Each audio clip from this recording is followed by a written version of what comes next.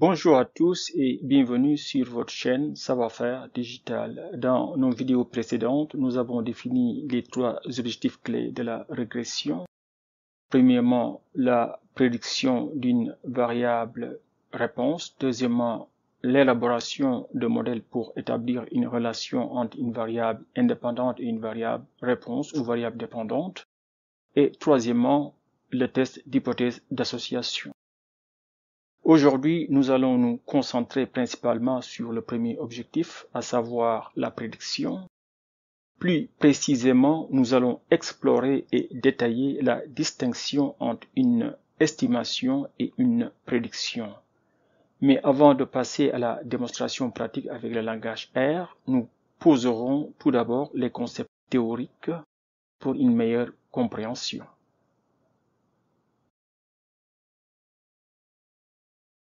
Donc, étant donné les variables x et y, la régression linéaire simple vise à modéliser la relation entre une variable indépendante x et une variable dépendante y. L'objectif est d'estimer les paramètres b0, l'ordonnée à l'origine, et b1, la pente, qui représente au mieux l'équation du modèle y égale à b0 plus b1 x plus epsilon, où epsilon représente le terme d'erreur qui englobe les variations de y non expliquées par la relation linéaire avec x. Les estimateurs de B0 et B1 sont obtenus en minimisant la somme des carrés des résidus, c'est-à-dire les différences entre les valeurs observées de y et les valeurs prédites par la régression. Cette méthode est appelée méthode des moindres carrés ordinaires, MCO, ou bien Ordinary Least Square Method, OLS en anglais. Donc, nous avons ici en fait un vecteur x avec les valeurs x1, x2 jusqu'à xn, et nous avons ici un vecteur y qui représente la variable réponse avec les valeurs correspondantes y1, y2 jusqu'à yn. Donc, pour le modèle théorique, yi égale à b0 plus b1 xi plus epsilon i. Ok? Donc, xi n'est rien d'autre que en fait la valeur qui correspond à yi et epsilon i, c'est l'erreur aléatoire. Donc, nous supposons que en fait les erreurs epsilon i suivent en fait une loi normale avec une moyenne égale à 0 et une variation égale à sigma square ou bien sigma au carré avec sigma l'écarté. Il est important de noter que la régression linéaire simple repose sur certaines hypothèses, notamment la linéarité de la relation, l'indépendance des erreurs, une variance constante des erreurs et la normalité de ces erreurs-là. Prochainement, nous verrons comment évaluer la validité statistique du modèle à l'aide des tests statistiques comme le test de Fisher et de mesures de la qualité de l'ajustement comme le coefficient de détermination R carré. Mais rappelons-le, pour cette vidéo, nous nous intéressons principalement à la différence entre estimation et prédiction de la variable réponse. Donc, pour l'estimation de la droite de régression, étant donné une valeur x notée x étoile, il est possible d'estimer la valeur de y de la manière suivante. Y chapeau ou bien y hat égale à b0 chapeau plus b1 chapeau fois x étoile. Comme nous l'avons appris dans la vidéo 5, les estimateurs de B0 et de B1 sont sans biais, ce qui signifie que l'estimation de la réponse est également sans biais. En d'autres termes, en moyenne, l'estimation est acceptable à condition bien sûr que toutes les hypothèses soient vérifiées et validées. Nous reviendrons sur ce point dans les vidéos à venir. Pour l'instant, notons que l'estimateur de la réponse est non seulement sans biais, mais qu'il est également normalement distribué, tout comme les estimateurs B0 et B1. Par conséquent, l'inférence statistique est possible si nous connaissons à la fois l'espérance et la variance de l'estimateur de la réponse. Donc, si nous avons ici, en fait, Y chapeau étant donné X étoile, qui est égal à B0 chapeau, plus B1 chapeau fois X étoile, il est facile de voir qu'en fait, l'espérance de la variable aléatoire Y chapeau étant donné x étoile n'est rien d'autre que B0 plus B1 fois x étoile. Il suffit d'appliquer la linéarité de l'espérance. Donc l'espérance de B0 chapeau, nous l'avons déjà vu, c'est B0, et l'espérance de B1 chapeau, nous l'avons déjà vu, c'est B1. Donc x étoile étant une valeur fixe donnée, donc il suffit de multiplier par l'espérance de B1 chapeau, qui n'est rien d'autre que B1. Et maintenant, on voit ici ce résultat-là, B0 plus B1 fois x étoile, n'est rien d'autre que en fait la valeur véritable de la réponse sans l'erreur aléatoire. Donc nous venons d'établir que l'espérance de y chapeau est égale à la valeur véritable des y sans l'erreur aléatoire, et c'est la raison pour laquelle nous disons qu'en fait l'estimation de la réponse est sans biais.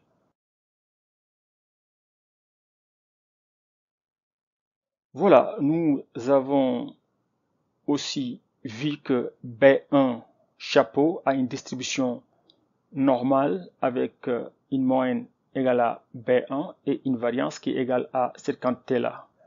Sigma carré divisé par SXX. Ça, nous l'avons déjà vu dans la vidéo 5. Donc ici, il faut juste rappeler que sigma au carré n'est rien d'autre que la variance de l'erreur aléatoire, et puis SXX qui est défini comme ceci n'est rien d'autre qu'en fait une mesure de la dispersion de la variable indépendante par rapport à sa moyenne. Donc si nous appliquons en fait l'optimisation de la méthode des moyennes carrées, on trouve que B0 chapeau égale à Y bar, ou bien la moyenne des Y, I, moins B1 chapeau fois la moyenne des X. Et à partir de ce résultat-là, on peut trouver qu'en fait la moyenne de cette variable aléatoire-là, B0 chapeau, n'est rien d'autre que B0. Donc si vous êtes matheux et que vous voulez démontrer ce résultat-là, il suffit en fait une fois encore d'appliquer la linéarité de l'espérance. Maintenant, pour les gens qui sont intéressés, s'il y a des difficultés, vous pouvez en fait envoyer des commentaires et peut-être je peux vous aider à démontrer ces résultats-là si vous voulez. Et de même, on peut, à partir de ce résultat-là, trouver que la variance de B0 chapeau n'est rien d'autre qu'égale à cette quantité-là. Bon, pour cette quantité-là, c'est un peu plus compliqué, mais c'est aussi facile. Parce que si nous partons du fait que B0 chapeau égale à la moyenne des YI moins cette quantité-là, donc attention ici, pour la variance, il faut d'abord calculer la variance de Y bar, et vous aurez quelque chose comme sigma au carré sur n. Et maintenant vous allez aussi calculer la variance de cette quantité-là, B1 chapeau fois la moyenne des xi, et vous allez trouver en fait quelque chose, parce que vous regardez ici, ce sera en fait, parce que pour la variance, si vous avez un coefficient, il faut l'élever au carré. Donc vous aurez ici, le carré là vient de là-bas, vous le voyez déjà ici, et le reste vient de la variance de B1 chapeau. Donc vous aurez ce terme là maintenant, et multiplié par x bar au carré. Et donc vous le voyez, vous aurez sigma au carré, x bar au carré divisé par s x x. Je pense que c'est clair. Bon, normalement vous devriez pour les puristes avoir en fait un terme qui est relatif à la covariance, mais vous allez trouver qu'en fait la covariance égale à 0. Donc en fait la covariance va disparaître parce que c'est égal à 0. Très bien. Donc une fois que nous avons établi la distribution de B1 et la distribution de, bon, quand je dis B1 c'est B1 chapeau bien sûr, et de B0 chapeau, donc on part maintenant de cette formule là que Y chapeau égale à B0 chapeau plus B1 chapeau fois X étoile. Donc nous avons déjà montré comment calculer l'espérance. Ça c'est facile, c'est juste la linéarité de l'espérance. Maintenant ce terme là, vous voyez que ce terme là est beaucoup plus compliqué aussi que ce terme là que nous voyons. Mais vous devinez déjà le résultat parce que vous avez le terme en 1 sur n qui est déjà là-bas, plus le x au carré, la construction de x au carré. Bon, dans ce carré-là, si vous l'éclatez, vous aurez x étoile au carré, plus x bar au carré, et il y aura l'interaction moins 2 x étoile x bar. Donc, je vais vous expliquer intuitivement comment vous pouvez obtenir ce résultat-là sans entrer dans les détails mathématiques. Sauf pour ceux qui veulent avoir toutes les étapes, vous pouvez écrire en fait, si vous voulez, vos questions dans les commentaires et je vais vous envoyer, si vous voulez, les détails. Donc ici, le terme 1 sur n provient tout simplement de B0. Donc il y a aussi le terme x en x au carré ici qui provient de B0 bien sûr. Maintenant, il y a le terme en x étoile carré fois sigma au carré divisé par cette quantité-là qui vient de, vous le devinez déjà, de B1. Ok, c'est cette quantité-là, la variance de B1. Maintenant, il y a, si vous éclatez par exemple ici, ce carré-là, il y aura le terme en moins 2 x étoile x bar. Hein? Ce terme-là provient en fait de la covariance entre B0 chapeau et B1. Ok? Donc, parce que la variance, si vous avez deux variables aléatoires, maintenant, si vous voulez savoir la variance de la somme, c'est la variance en fait de x plus la variance de y plus 2 fois la covariance entre x et y. Donc, vous devinez pourquoi nous avons ici en fait ce terme, en fait cette variance-là de y chapeau étant donné x étoile qui est un peu plus compliqué que la variance de B1 chapeau et la variance de B0 chapeau. Bon, sans se perdre dans les détails mathématiques, ce qu'il faut remarquer dans ce résultat-là, je pense que vous le voyez, c'est que en fait la variabilité de la variance atteint son minimum lorsque x étoile est égal à la moyenne x bar. Parce que ici, si x étoile égale x bar, vous voyez que cette quantité-là va disparaître, va être égale à 0. Donc le minimum de la variabilité, en fait, de l'estimateur de la réponse, c'est quand cette quantité-là va disparaître. Et dans ce cas de figure-là, la variance sera seulement égale à sigma carré sur n. Ok? Maintenant, quand la valeur x étoile s'éloigne de la moyenne, vous remarquez qu'en fait cette quantité-là va devenir de plus en plus grande et de ce fait la variabilité ou bien la variance de l'estimateur y chapeau va devenir aussi beaucoup plus grande. Donc cette observation confirme une fois de plus ce que nous avions précédemment noté à propos du concept d'extrapolation. Donc plus on s'éloigne en fait de la moyenne de la variable indépendante, moins la prédiction devient fiable.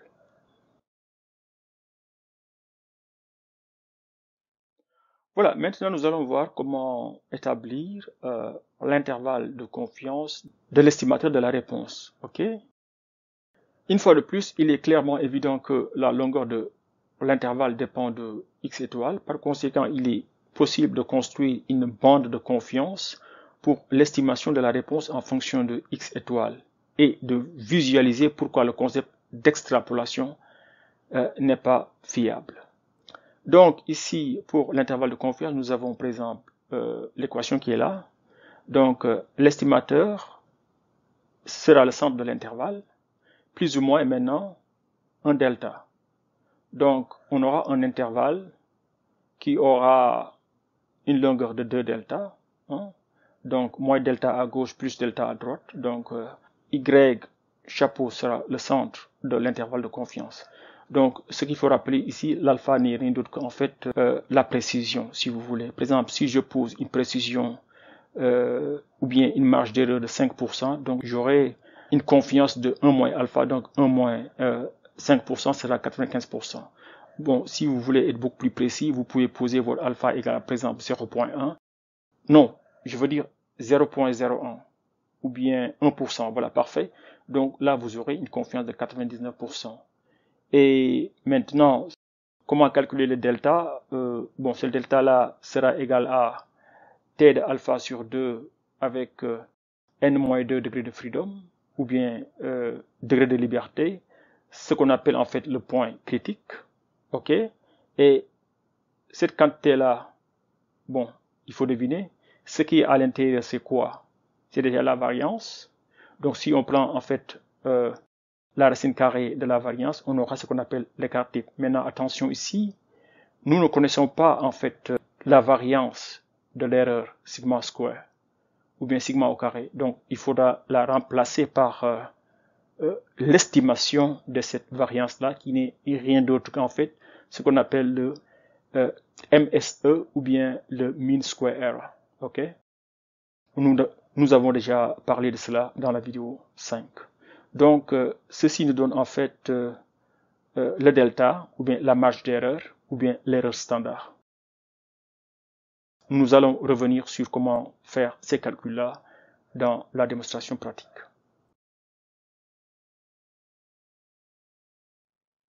Voilà, maintenant nous allons parler de la différence entre la notion de prédiction et la notion d'estimation. OK? La distinction entre une prédiction et une estimation réside principalement dans l'incertitude associée à la valeur et non dans la valeur elle-même. Car celle-ci, je veux dire la valeur, est identique pour l'estimation et la prédiction. Cependant, la variance de la mesure est plus grande pour une prédiction en raison de l'incertitude supplémentaire provenant d'une nouvelle observation. Donc, par exemple, ici, la valeur de la prédiction pour la variable réponse sera toujours égale à la valeur de l'estimation. Ce n'est rien d'autre qu'en fait Y chapeau. Nous avons déjà vu comment exprimer cela en fonction de B0 chapeau et B1 chapeau. Donc nous avions dit que Y chapeau, étant donné la valeur de X qui est égale à X étoile, n'est rien d'autre que B0 chapeau plus B1 chapeau fois X étoile. OK? Donc la valeur prédite égale à la valeur estimée. La différence entre une prédiction et une estimation réside dans le fait que pour une prédiction, on a une source additionnelle d'incertitude qui est liée à une nouvelle observation. Par exemple, je m'explique ici, par exemple, ce X étoile-là, pour une prédiction, c'est une nouvelle valeur qui vient. OK? Donc, on prend une nouvelle donnée. Donc, cette nouvelle donnée-là que nous prenons, en fait, va engendrer une nouvelle incertitude. OK? Maintenant, pour l'estimation, ce qu'il faut savoir, on a une seule source d'incertitude. C'est l'incertitude ou bien les erreurs qui proviennent en fait de l'estimation des deux paramètres B0 et B1. Mais pour la prédiction, non seulement nous allons utiliser les estimateurs B0 chapeau et B1 chapeau, mais en plus, on va utiliser une nouvelle donnée, OK, pour prédire la réponse. Je pense que c'est clair, parce que pour l'estimation, la valeur de X étoile est déjà dans la donnée, OK, alors que pour une prédiction, on a déjà fait l'estimation et maintenant on génère encore une nouvelle donnée. Donc cette nouvelle donnée-là qu'on génère amène une source additionnelle d'incertitude. C'est pourquoi la variance totale pour la prédiction est beaucoup plus grande. Si vous vous rappelez, dans la diapo précédente, nous avions déjà vu qu'en fait cette quantité-là qui est à droite représentait en fait bien sûr multiplié par sigma au carré, représentait la variance de l'estimation. Maintenant, puisqu'on a une nouvelle donnée qui va entrer en jeu, cela va provoquer une contribution supplémentaire à la variance qui n'est rien d'autre que sigma au carré. Donc sigma au carré fois 1, c'est ça. C'est en fait la contribution de la nouvelle donnée. Donc vous voyez qu'en fait la variance de la prédiction est beaucoup plus grande. Donc en résumé, la variance de la prédiction est égale à la variance de l'estimation plus sigma au carré. Voilà. Donc si vous factorisez par sigma au carré, voilà l'expression que vous aurez.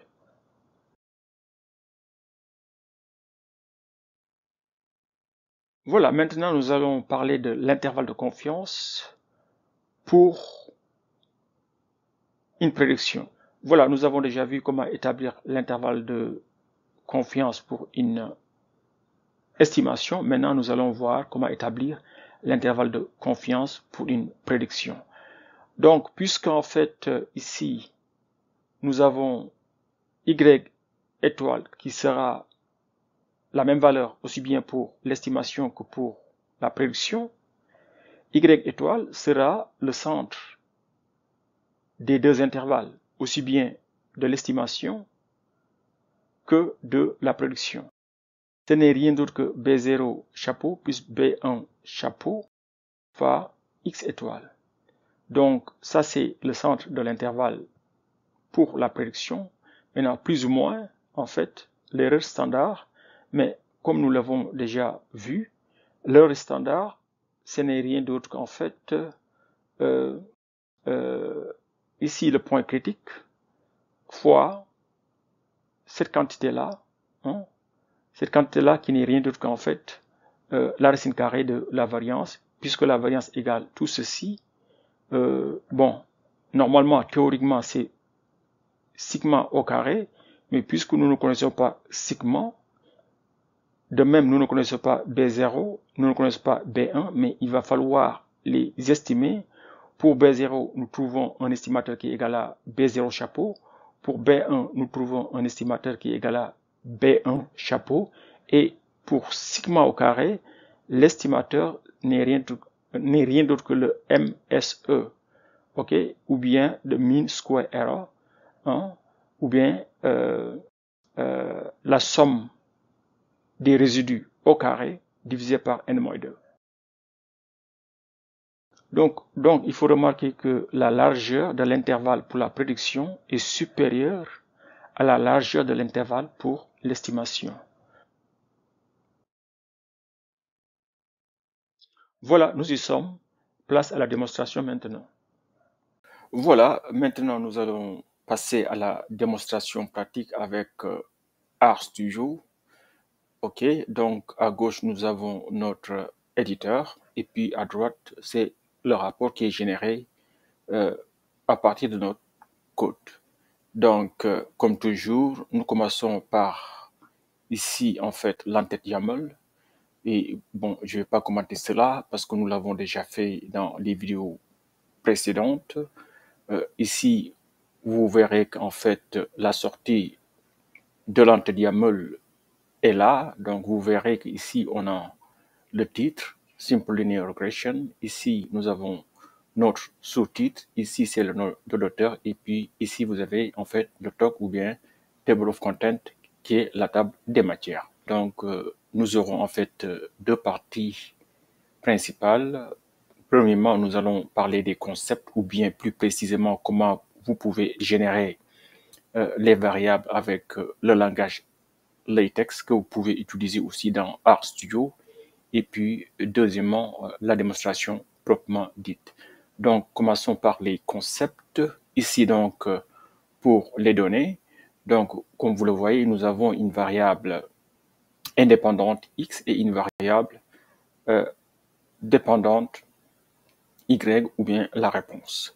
Donc, là, vous voyez que x est un vecteur, donc, constitué de n valeurs, de x1 jusqu'à xn, et puis y, c'est de y1 jusqu'à yn. Maintenant, pour les gens qui sont intéressés pour la génération de ces données-là sous forme vectorielle, c'est très simple. Vous utilisez en fait le langage LaTeX. Je vous ai expliqué auparavant que si vous voulez écrire du latex dans RStudio, il suffit de commencer par un dollar, hein, le symbole du dollar, et puis vous terminez aussi par le symbole du dollar. En fait, là, je pense que nous avons commencé ici.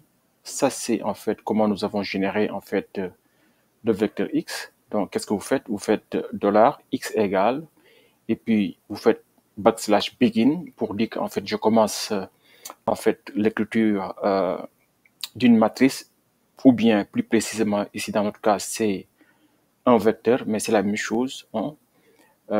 Et puis vous mettez par exemple x underscore ou bien le tiré du bas et puis vous mettez 1 pour dire qu'en fait je commence avec x1. Après il faut mettre backslash pour mettre x2 et là vous aurez en fait l'élément x2, ainsi de suite. Après pour faire ces 3 points là il suffit de faire backslash v-dot, ok, et puis pour terminer vous faites comme x1, vous faites backslash x underscore n.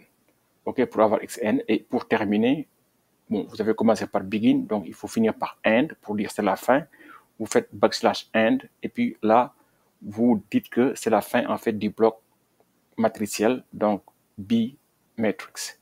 Et vous finissez par le symbole du dollar pour dire que j'ai fini avec ma variable x. Et pour la variable y, vous faites la même chose, hein. La seule différence est que vous voyez que pour la variable y ici, j'ai commencé par quelque chose qui est là. Ça, parce que je veux mettre un « et » qui est là, donc il va falloir mettre backslash ici et mettre texte pour dire que le « et » c'est pas en fait des variables, mais c'est juste du texte. Donc, voilà, pour le reste, c'est la même chose que pour la variable x. Très bien. Donc, ici, nous avons généré, en fait, la variable indépendante x et la variable dépendante ou bien réponse souvent vectorielle. Maintenant, nous pouvons passer au modèle. Ici, nous avons notre modèle théorique qui est sous la forme y de i égale à b0 plus b1 xi plus epsilon de i. Hein? Là aussi, bon, vous pouvez générer tout ceci avec latex. Et c'est ce que nous avons fait ici. Donc, c'est cette ligne de code-là qui va générer en fait cette équation-là. De la même façon, vous pouvez générer en fait avec latex l'équation de l'estimateur de la réponse qui est là. Je ne vais pas commenter ceci, on a déjà vu cela dans les concepts théoriques. De la même façon, vous pouvez générer l'intervalle de la prédiction qui est ici sous forme latex, et c'est ce que nous avons généré ici dans notre code avec RStudio. Très bien. Voilà. Et voilà. Ici, c'est la constante qui mesure la dispersion de la variable indépendante qui est égale à la somme des xi moins la moyenne des xi, le tout élevé au carré. Hein? Et puis, bon, vous pouvez simplifier ce calcul-là et vous allez trouver que c'est la même chose que la somme pour i allant de 1 jusqu'à n de xi au carré moins n fois la moyenne au carré. Vous pouvez aussi montrer que c'est égal au MSE divisé par la variance de l'estimateur de B1. Maintenant, vous pouvez vous demander pourquoi je vous donne toutes ces formulations-là. Je vous donne toutes ces formulations-là parce que après, vous allez voir que pour certains calculs, vous devez calculer cette constante-là, ok? Maintenant, pour calculer la constante, vu que vous avez 3 formulations qui sont différentes, il va falloir utiliser la formule la plus adéquate selon ce que vous avez. Hein? Nous allons voir cela tantôt dans le code. Voilà, maintenant nous allons passer à la construction du modèle. Ok. Ici, en fait, c'est le code qui nous permet de construire notre modèle. Donc, c'est le même code que vous voyez ici à gauche. Hein. Donc, mais ici, je pense que c'est plus lisible dans le rapport, donc on va y aller.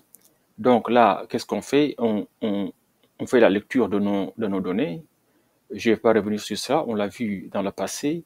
Après aussi, on explicite les variables pour dire qu'en fait, la première colonne, c'est les ventes, et puis la deuxième colonne, c'est les publicités. Et après, on construit ici notre modèle avec la fonction LM. Ça aussi, on l'a déjà vu. Très bien. Maintenant, une fois que nous avons fait ça, maintenant, on peut passer à la prédiction, plus précisément, comment calculer la variance pour une prédiction.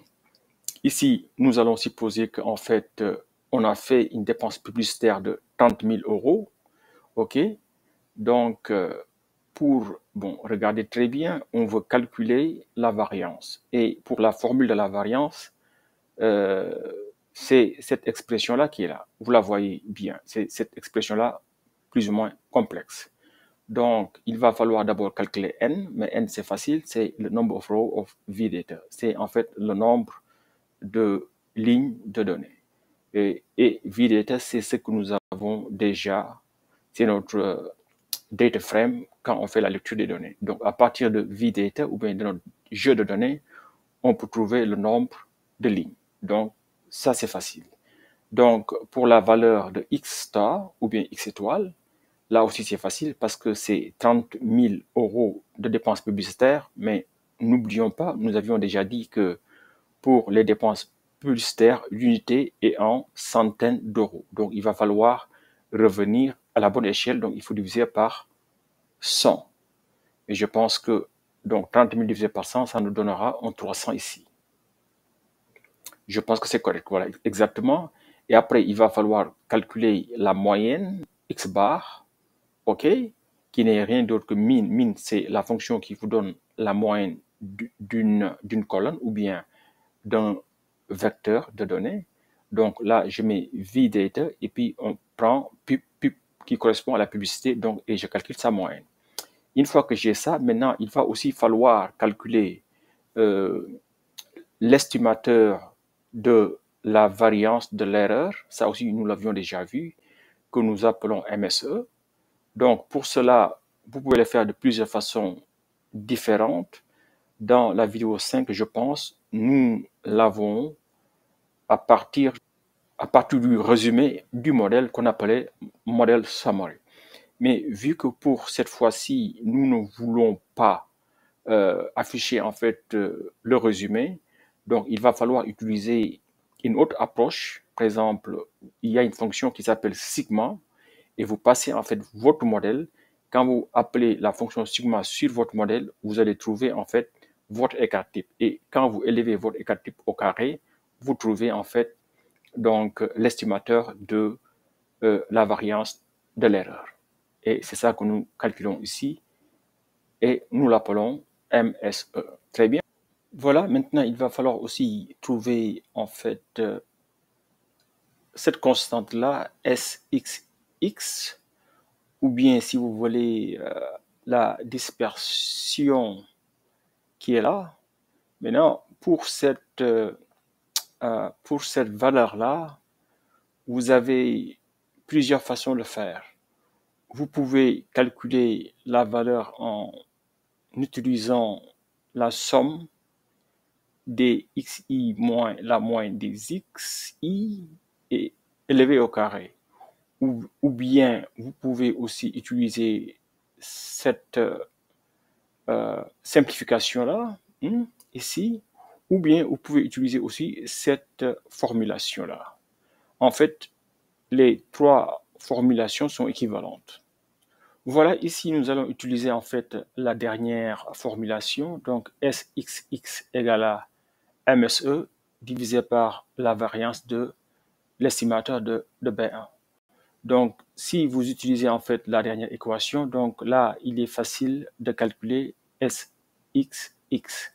Mais pour cela, donc, il faut d'abord calculer le MSE et puis la variance de l'estimateur B1 et c'est ce que nous allons faire. Ici, qu'est-ce que nous faisons? On a déjà le MSE, ok? Donc, on prend sigma, on appelle la fonction sigma sur le modèle et puis on élève cela au carré pour avoir le MSE ou bien, si vous voulez bien, l'estimateur de la variance de l'erreur. Maintenant, il va falloir aussi trouver la variance de l'estimateur de B1 et pour cela, il faut d'abord passer le modèle à la fonction summary pour avoir le modèle summary et puis il faut aller vers les coefficients.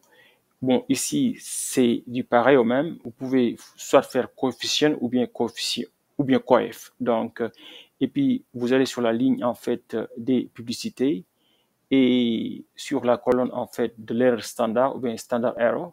Et puis, vous élevez, bon, parce que si vous faites cela, ceci va vous donner, en fait, l'erreur standard, exactement. Et si vous prenez l'erreur standard que vous élevez au carré, vous aurez, en fait, la variance qui correspond à l'estimateur du paramètre B1.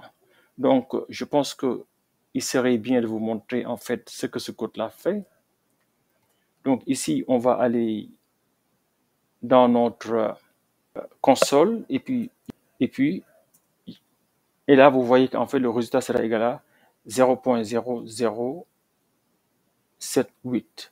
Donc, voilà, par exemple, comment on calcule la variance de B1 hat ou bien de l'estimateur de B1. Maintenant, une fois que nous avons ça, on peut facilement calculer SXX parce que si vous regardez ici, SXX c'est juste en fait MSE divisé par la variance. Donc, on fait SXX égale à MSE divisé par la variance puisque nous avons calculé la variance ici et nous avons le MSE depuis là. Là aussi, si vous voulez voir le résultat, je peux vous montrer cela. Peut-être même, bon, je vais juste montrer ceci. Donc, ici, et voilà. Là, vous voyez qu'en fait, c'est la variance de l'erreur qui est égale à 10 285.47. Parfait. Et maintenant, une fois que nous avons cela, hein, il suffit juste d'appliquer en fait la formule qui est là, hein, pour trouver la variance de l'erreur qui est ce qui est à l'intérieur de la racine carrée. Donc, voilà, le reste c'est facile. Donc, la variance de la prédiction sera égale à MSE fois 1 plus 1 sur n plus x étoile moins x bar élevé au carré divisé par SXX. Donc là, il va falloir faire attention là où vous mettez vos parenthèses pour trouver en fait le bon résultat. Voilà, je pense qu'il serait aussi intéressant de montrer que les trois formulations pour calculer SXX sont les mêmes. Là, nous avons vu qu'on a 1, 2, 3 formules différentes, mais qui doivent en réalité donner la même valeur. On va tester cela. Donc, ici, nous avons utilisé en fait la formulation avec le MSE et puis la variance de l'estimateur de B1. Donc, normalement, cela est déjà calculé dans le code. Donc, on doit avoir en fait une variable qui s'appelle comment? S underscore XX. Donc, S, XX, voilà. Donc, voilà la valeur calculée avec le MSE. Maintenant, qu'est-ce qui va se passer si on essaie d'appliquer la formulation avec la première sommation ici? On va essayer de la faire. Donc, c'est une sommation, hein, en fait. Donc, là, il va falloir faire la somme. Maintenant, il faut aller à l'intérieur, mais on veut calculer la somme de quoi? On veut calculer la somme des XI. Mais les XI, c'est le V-data. Donc, les XI, n'oublions pas, c'est la publicité. C'est bien ça. Maintenant, il faut moins, donc V-data, la moins quoi? La publicité, mais on veut trouver quoi? On veut trouver la moyenne de cette publicité-là. Donc, il va falloir, voilà, il va falloir mettre ici ici, et puis il faut trouver la moyenne de ceci. Très bien, je pense que c'est correct. Est-ce qu'on a fini? C'est la somme de xi moins xi bar. C'est ça, il faut élever tout cela au carré. Donc là, il faut élever au carré ici, je pense, et puis on fait la somme de tout ceci. Je pense que mes parenthèses sont correctes, exactement, c'est ça. Donc ce sera pub moins la moyenne des publicités, le tout au carré, et on fait la somme là-dessus. Voilà, je pense que c'est correct, c'est ça. Et voilà, normalement, on trouve la même valeur que ce que nous avions calculé avec le MSE. OK? Maintenant, on va tester maintenant la deuxième sommation. La deuxième sommation, bon, je pense que ça doit être beaucoup plus simple d'ailleurs. Donc là, ce sera une somme des carrés. Donc, il faut élever au carré ici. Et puis, quoi? On va faire la somme des xi au carré. Donc là, ce sera tout simplement les xi, c'est les publicités. Donc, on va faire ceci au carré. C'est parfait. Maintenant, une fois qu'on a fait la sommation, on fait la soustraction, moins n, mais n, on connaît que c'est 25, fois combien? Fois la moyenne des xi, mais la moyenne des xi aussi, je pense que c'est cette valeur-là. C'est correct? Donc, ici, 25 000, je pense que c'est correct. Très bien, c'est la somme des carrés des xi moins n fois la moyenne des xi, mais attention, ici, j'ai oublié, il faut élever au carré ceci.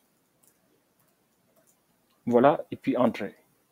Donc, on trouve, vous voyez qu'en fait, la deuxième sommation trouve la même valeur que la première sommation, qui est égale à la même valeur trouvée avec la MSE. Donc, là encore, je vous montre qu'en fait, toutes ces trois formulations-là sont équivalentes. Maintenant, c'est à vous de voir quelle est la formulation qui est la plus simple pour vous et vous pouvez l'utiliser pour aller vite quand vous écrivez votre programme. Parfait.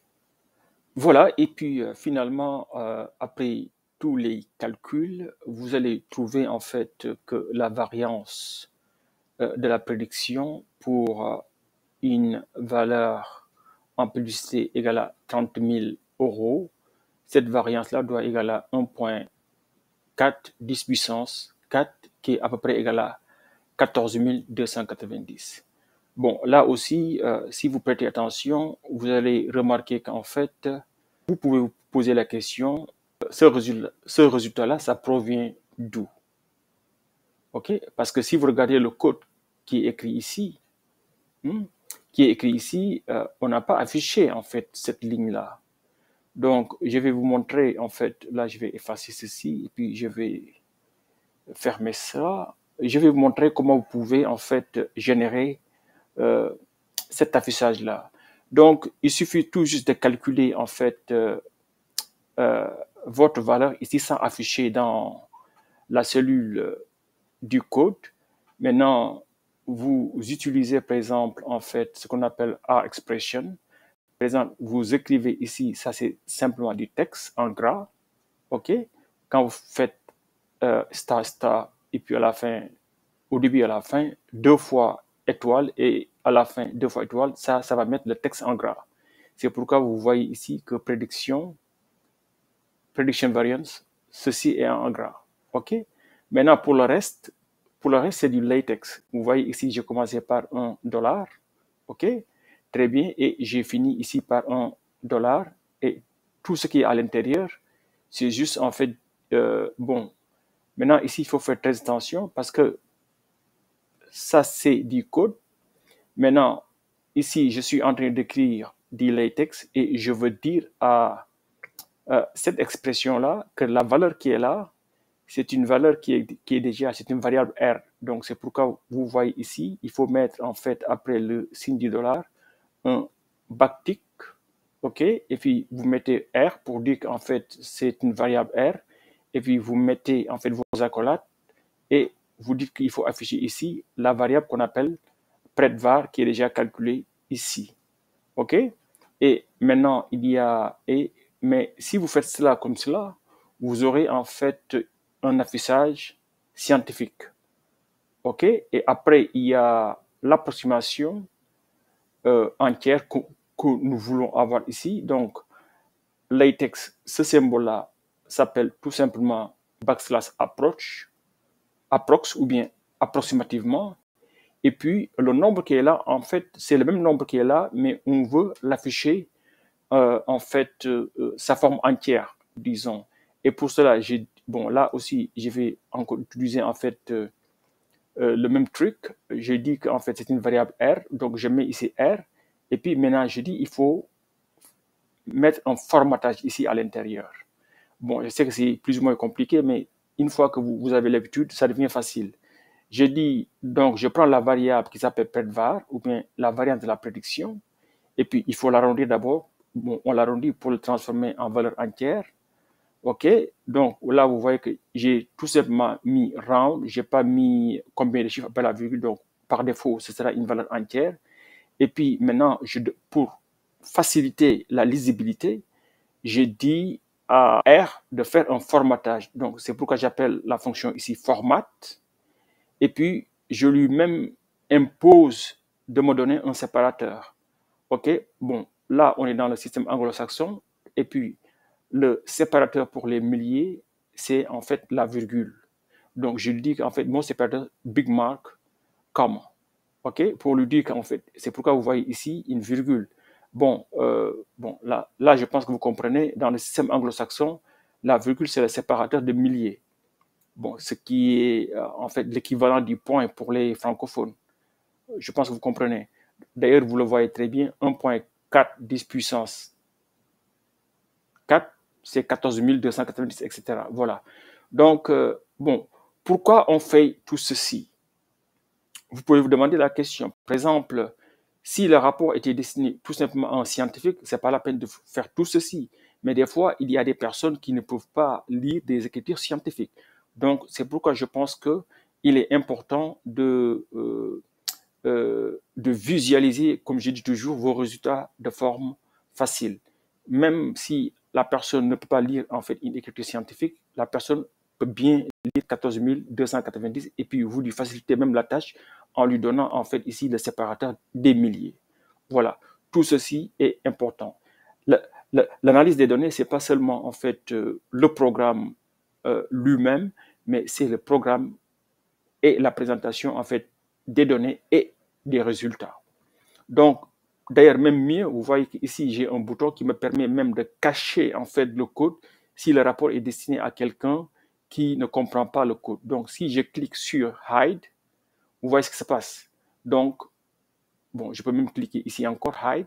Donc, vous voyez qu'en fait, je peux lui donner en fait un fichier qui n'a que les résultats de mon modèle et la personne n'a pas besoin, si la personne n'a pas besoin de lire le code, donc il ne faut pas lui donner des codes. Donc, voilà, je vous montre tous ces détails-là pour vous aider à non seulement faire une analyse correcte, mais aussi de générer en fait vos rapports de façon conviviale. Voilà. Voilà, maintenant nous allons finir avec les intervalles, aussi bien pour la prédiction que pour l'estimation. Donc, ici, on va calculer en fait ces intervalles-là avec deux niveaux de précision. Pour le premier niveau de précision, nous allons demander en fait une certitude de 95%. Donc, pour cela, il faudra utiliser la fonction predict. Hein. Donc, vous passez votre modèle et puis, bien sûr, il faudra construire un jeu de données qui est constitué d'un seul point. Ici, c'est la valeur x star. N'oubliez pas que nous avons déjà établi que x star était égal à 300 ou bien 30 000 euros. Et puis, voilà, donc on veut trouver l'intervalle. Donc ici, nous commençons par l'intervalle de prédiction. Donc il faudra passer en fait la valeur predict. Et puis, bien sûr, il faut établir le niveau qui est égal à 95% ou bien 0,95. Et de la même façon, si nous voulons avoir un niveau de certitude qui est égal à 99%, il faudra utiliser en fait la même fonction predict, passer le modèle. Même chose en fait, la valeur de x star est la même. Donc bon, on fait une prédiction ou bien on cherche l'intervalle de prédiction. Et puis le niveau, ici, c'est 99%. Très bien. Et maintenant, ici, on va faire un travail supplémentaire pour, en fait, faciliter l'affichage, donc la visualisation. Donc ici, nous définissons une variable que nous appelons result ou bien résultat. Et puis, on crée en fait une table ou bien un jeu de données, mais c'est tout simplement pour afficher le résultat. On utilise la fonction aBind, ou bien c'est une fonction qui nous permet de combiner en fait des résultats. Ici, le premier résultat correspond au niveau 95% et puis le deuxième résultat correspond au niveau 99% de certitude. Donc, une fois que nous avons combiné les deux résultats, qu'est-ce qu'on fait maintenant? On ajoute en fait on ajoute des indices pour faciliter la lecture en des lignes.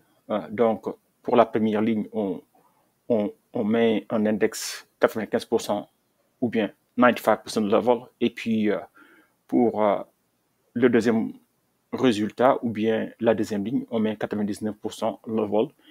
Et puis, qu'est-ce qu'on fait en fait de compte? Et en plus, ici, nous calculons la longueur de l'intervalle. Et pour cela, on va prendre en fait la valeur limite ici, upper, et puis la valeur minimale, lower, et on fait la soustraction entre la valeur maximale et la valeur minimale de l'intervalle pour trouver bien sûr en fait la longueur de l'intervalle que nous appelons ici interwidth.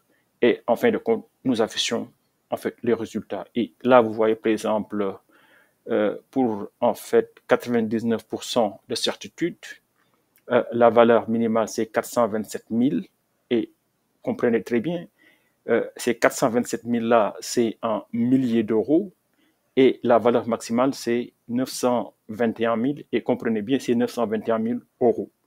Ok, donc ici nous avons aussi la valeur qui s'appelle fit.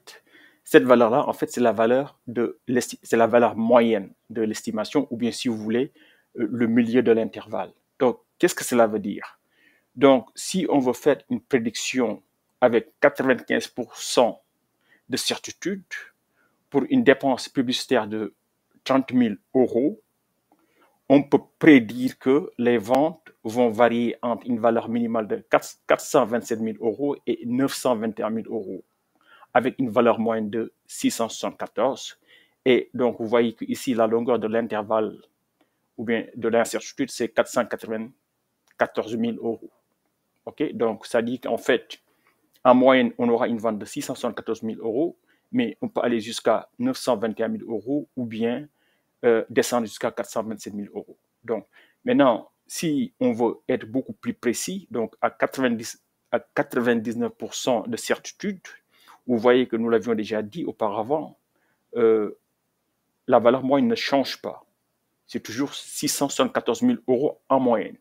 Ce qui change, si vous changez votre précision, c'est la longueur en fait de votre intervalle, hein, intervalle de confiance si vous voulez. Mais dans ce cas précis-là, c'est l'intervalle de la prédiction. Donc ici, vous allez voir que l'intervalle va s'agrandir à 671 000 euros. Donc on peut aller jusqu'à 1 million d'euros de vente ou bien descendre jusqu'à 330 000 euros de vente. OK? Donc vous voyez qu'ici, le point fit ne vous donne qu'en fait la moyenne. OK? C'est juste un point. Maintenant, il y a pour une précision donnée, une valeur minimale et une valeur maximale. Maintenant, nous allons passer aux intervalles de confiance pour l'estimation. Hein.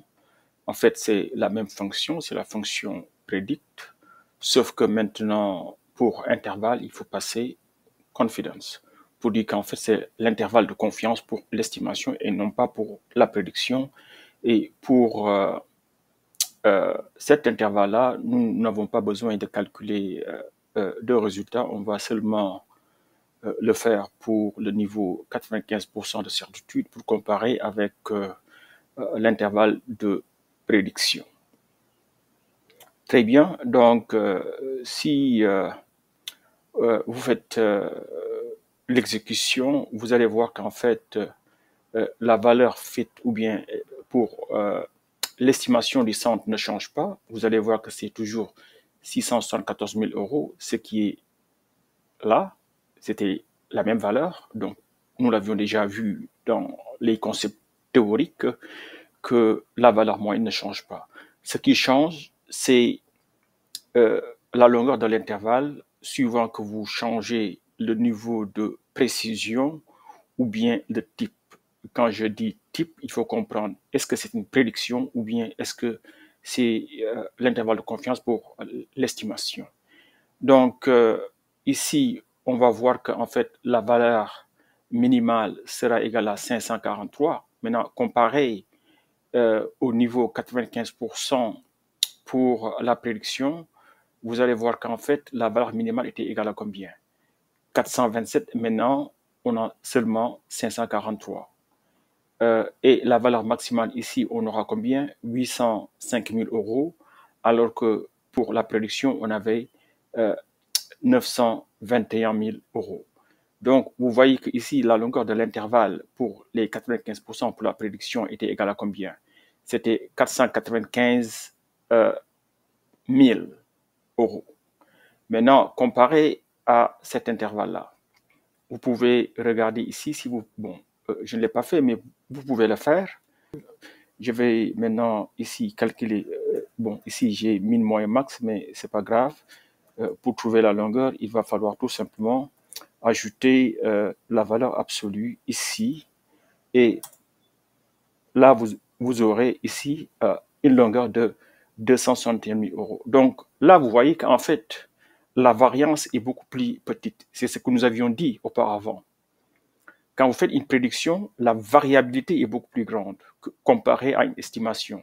Là, vous voyez qu'en fait, si on fait une prédiction à un niveau 95%, la variabilité, c'est 494 000 euros, alors que pour l'estimation, on a tout simplement une variabilité qui est égale à 261 000 euros pour, bien sûr, une dépense publicitaire qui est égale à 30 000 euros.